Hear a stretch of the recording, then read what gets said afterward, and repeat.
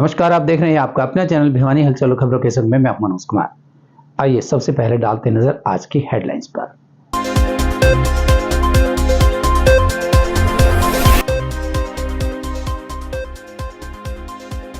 Candidate घोषित होते ही JJP करेगी अपना चुनाव घोषणा पत्र जारी। दुष्यंत के रहते हुए तय समय पर हुई फसलों की खरीद और पेमेंट।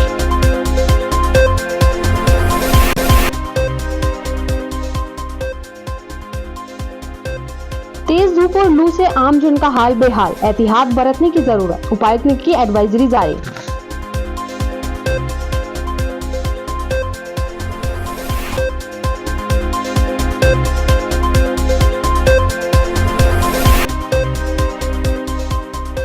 पिछले 80 सालों से वोट डालने वाली 103 वर्षीय हरदेई इस बार राष्ट्र के लिए काम करने वालों को देगी वोट।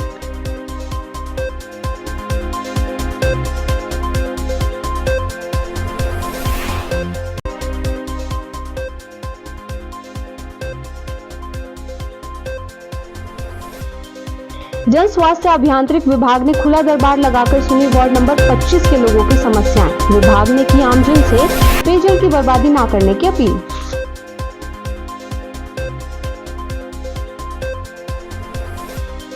और अब खबरें विस्तार से। जेजेपी के राष्ट्रीय अध्यक्ष अजय चौटाला ने पूर्व मुख्यमंत्री मनोहर लाल पर निशाना साधा और कहा कि यदि कोई जांच हुई तो उसकी आंच मनोहर लाल पर ही आएगी।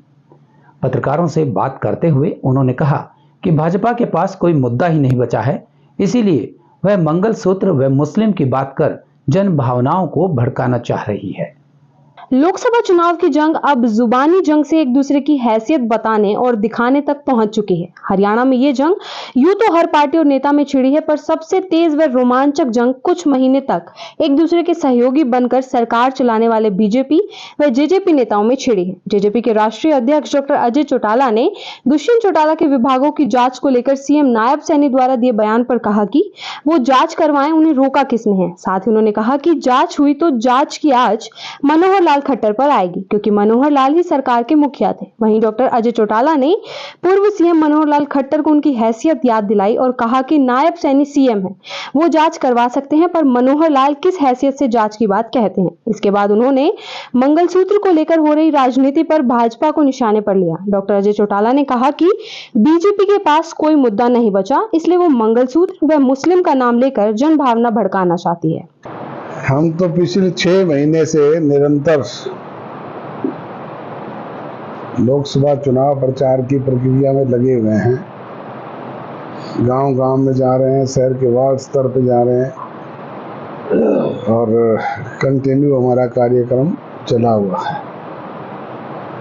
किस प्रकार का रिस्पॉन्स, क्या लगता है किस प्रकार से मैसेज आ रही है? भाई रिस्पॉन्स तो प्रजातंत्र में जनता देती है और वो वोट के माध्यम से देती है। हमारा काम है प्रचार करना, प्रसार करना, लोगों के बीच में अपनी पार्टी की नीतियों को लेकर के जाना, वो काम हम कर रहे हैं। फैसला तो जनता जनार्दन देगी। पहला चरण खत्म हुआ तो मतदान काफी कम हुआ था, तो क्या मानते हैं इसको, क्या कारण रहे हैं, क्या लोग नाराज हैं पार्टियों को पत्ती बताने? आप उनसे पूछो जो 400 पार की बात करते हैं। हम तो 10 सीटों पे चुनाव लड़ रहे हैं। जो ये बात करते हैं कि 400 पार, वो केरल से लेके J&K तक कहीं एक स्टेट ऐसा गिनाए जहां पे वो रिपीट कर रहे हो या उनकी सीट बढ़ रही हो। तो विवादित बयान में आ रहे हैं कि मंगलसूत्र खरीदेंगे, अगर कांग्रेस आई तो हुआ देगी। अब भारतीय जनता पार्टी के पास कोई इशू नहीं रहे, इसलिए वो मंगलसूत्र की बात करते हैं, मुस्लिम की बात करते हैं, इस तरह की बात करके लोगों की भावनाओं को भड़काने की प्रयास कर रहे हैं। जिस जांच की बात वो करते हैं उसके मुखिया थे मनोहर लाल, उसकी जांच करवाएं, रोका किसने? और जब मनोहर लाल मुखिया थे तब अनेक बार विधानसभा में भी ये मांगे उठी, तो जांच करवाते। मैं तो आज भी वेलकम करता हूँ, स्वागत है इस तरह की जांच जो है वो करवाएं, ताकि दूध का दूध पानी का पानी निकले। लेकिन आज मनोहर लाल किस हैसियत से ये कहते हैं कि हम जांच करवाएंगे? वो तो एक आम आदमी है, एमएलए भी नहीं। वो किस हैसियत से कहते हैं कि मैं जांच करवाऊंगा? ये मेरी बात को स्पेशली कोट कर लें आप। मुख्यमंत्री तो नायब सिंह है, वो जांच करवा सकते हैं। मनोहर लाल किस हैसियत से कहते हैं कि मैं जांच करवाऊंगा? वो क्या है? वो तो मेरी तरह वोटर है। वो किस हैसियत से जांच करवा सकता है? और करवा सकता है तो उस टाइम पे तो मुखिया था, उसी के खिलाफ होगी जांच। ये तो लोगों को मूर्ख बनाने की बात करते हैं। बात करें मैनिफेस्टो की, तो क्या बीजेपी मैनिफेस्टो तैयार करेगी लोकसभा के लिए? बिल्कुल बिल्कुल, मैनिफेस्टो जारी करेंगे, आपके सामने करेंगे, सबसे पहले प्रेस को रिलीज करेंगे। कब तक आने की संभावना है? बहुत जल्दी। हम जब अपने कैंडिडेट डिक्लेयर कर देंगे तो उसके बाद मैनिफेस्टो भी डिक्लेयर कर देंगे। लोकसभा क्षेत्र की तो जो बीजेपी के उम्मीदवार वो दावा करते कि उनकी जीत जो है वो इस बार बढ़कर 6 लाख होगी और कोई उनके मुकाबले नहीं होगा। प्रजातंत्र में जनता ही सर्वोपरि है। फैसला लेने का काम जनता करती है, कैंडिडेट नहीं करते। कैंडिडेट तो हर लड़ने वाला, चाहे वो इंडिपेंडेंट है चाहे किसी पॉलिटिकल पार्टी से है, वो चुनाव लड़ने के ही जीतता है। राजस्थान से सटे भिवानी जिले में इन दिनों भीषण गर्मी का प्रकोप महसूस किया जा सकता है। दिन के समय का तापमान 40 डिग्री तक पहुंच चुका है और तेज धूप के थपेड़ों से आम जन बेहाल है। ऐसे में हीट वेव से बचने के लिए जहां जिला उपायुक्त ने आवश्यक दिशा निर्देश दिए हैं, वहीं सिविल सर्जन डॉक्टर रघुवीर सांडिल्य ने हीट वेव से बचने के उपाय लोगों को बताए हैं। हीट वेव से बचाव के लिए जहां एक और जिला उपायुक्त ने दिशा निर्देश जारी कर दिए हैं, तो वहीं सिविल सर्जन रघुवीर शांडिल्य ने भी आमजन को बचाव के टिप्स बताए। गर्मी व लू से बचने के लिए आमजन दोपहर के समय विशेषकर 12 से 3 बजे के बीच बाहर ना जाएं। यदि कोई जरूरी कार्य है तो शरीर को ढककर ही बाहर निकलें।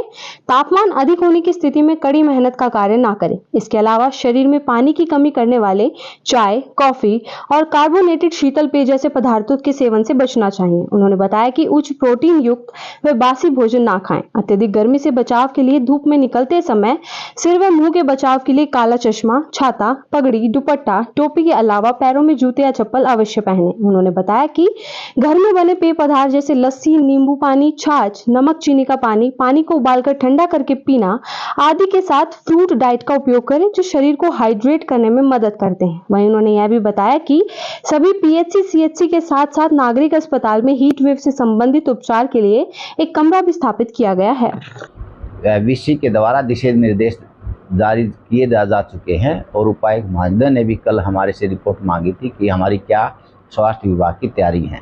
तो मैं आपको अवगत कराना चाहूँगा कि हमारे जितने भी जो फैसिलिटीज़ हैं, एसडीएच हैं, सीएचसी हैं, सिविल हॉस्पिटल हैं, उसमें कम से कम एक कमरा तो हमने डिजिग्नेट कर दिया है और हमने डिस्ट्रिक्ट लेवल पर एक नोडल अफसर भी नियुक्त कर दिया जिसमें डॉक्टर अजय हैं, और हमने कंट्रोल रूम जो एम्बुलेंस का है उसको भी as a control room designate कर दिया है। उसका नंबर भी हमने शेयर कर देंगे।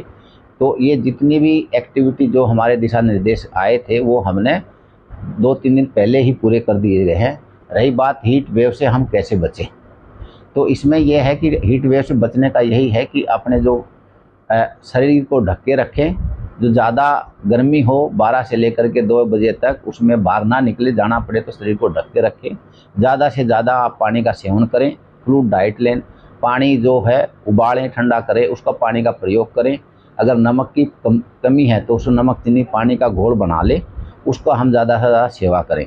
जो बाहर में जो ओपन में पड़ी हुई चीज़ें हैं जैसे कि आइसक्रीम हो, खाना हो और कुछ जूस, गन्ने का जूस है जो जिसमें कंटेमिनेटिंग हो उसमें, ताकि हम वो खाने से हमारे उल्टी दस्त ना हो, डिहाइड्रेशन भी ना हो, क्योंकि जो गर्मी के समय में है वाटर बोर्न डिजीज का भी संक्रमण बढ़ जाता है।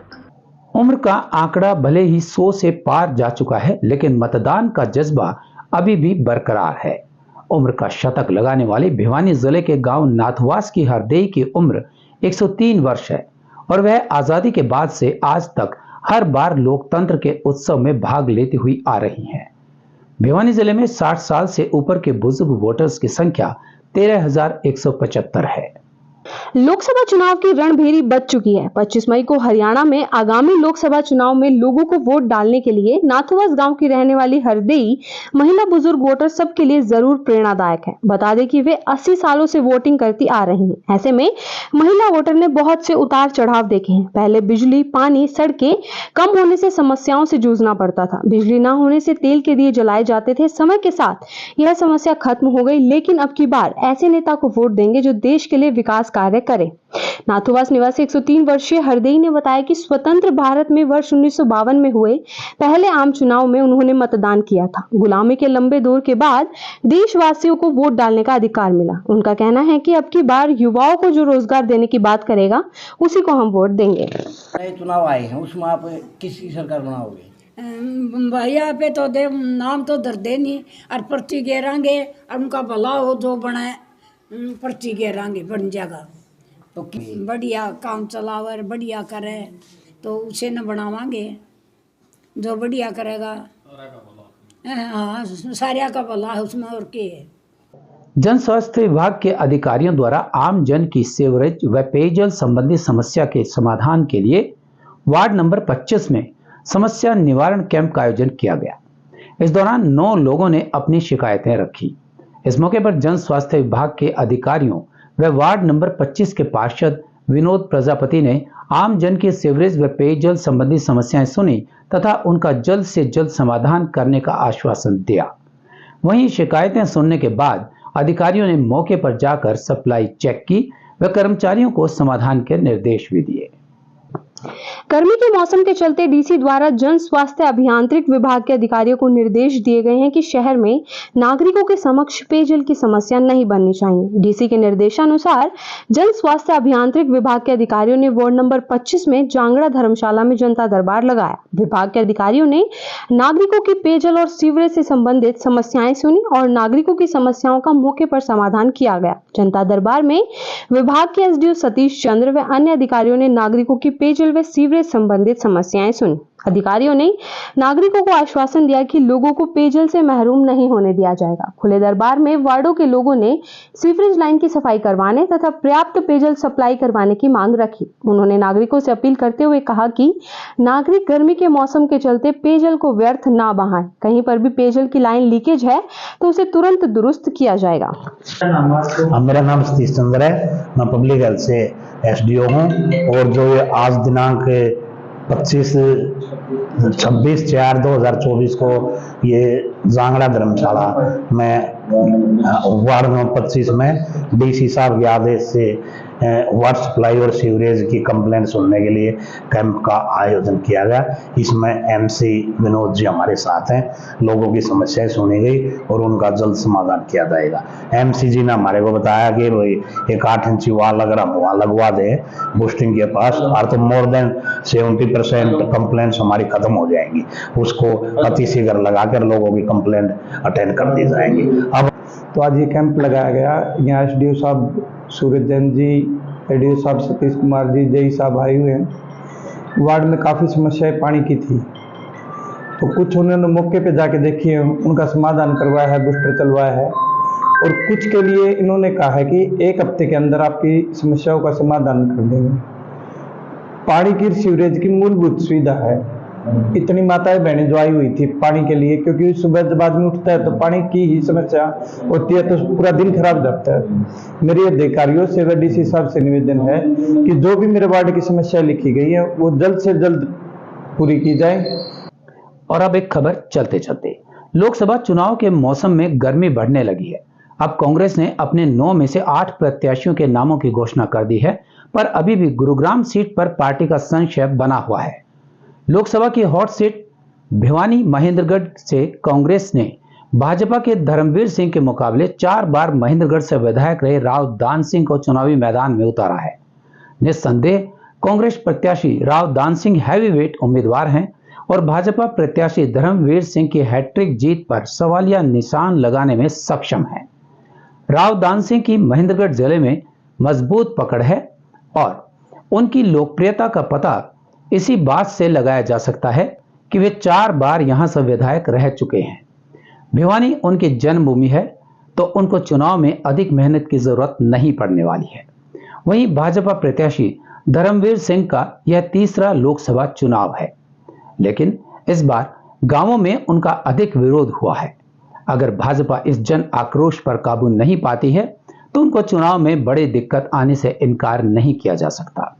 वैसे भी इस चुनाव में किसी भी नेता के नाम की लहर नहीं है, केवल धुआंधार प्रचार के बल पर चुनाव लड़ा जाना है।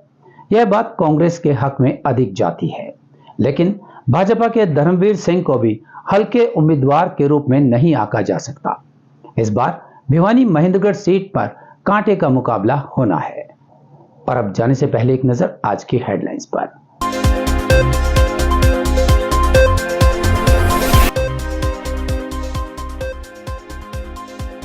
कैंडिडेट घोषित होते ही जेजेपी करेगी अपना चुनाव घोषणा पत्र जारी। दुष्यंत के रहते हुए तय समय पर हुई फसलों की खरीद और पेमेंट।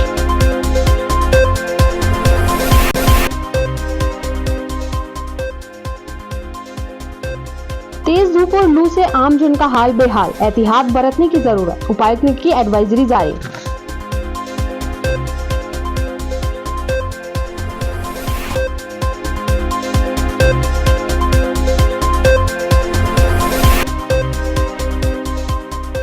पिछले 80 सालों से वोट डालने वाले 103 वर्षीय हरदेई इस बार राष्ट्र के लिए काम करने वालों को देगी वोट।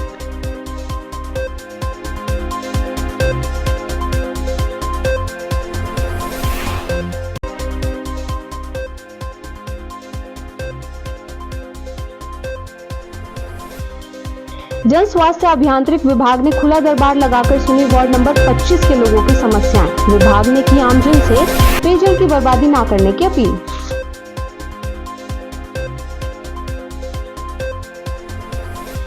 हमारे आज के अंक में बस इतना ही। अगले अंक के लिए देखते रहेगा आपका अपना चैनल भिवानी हलचल।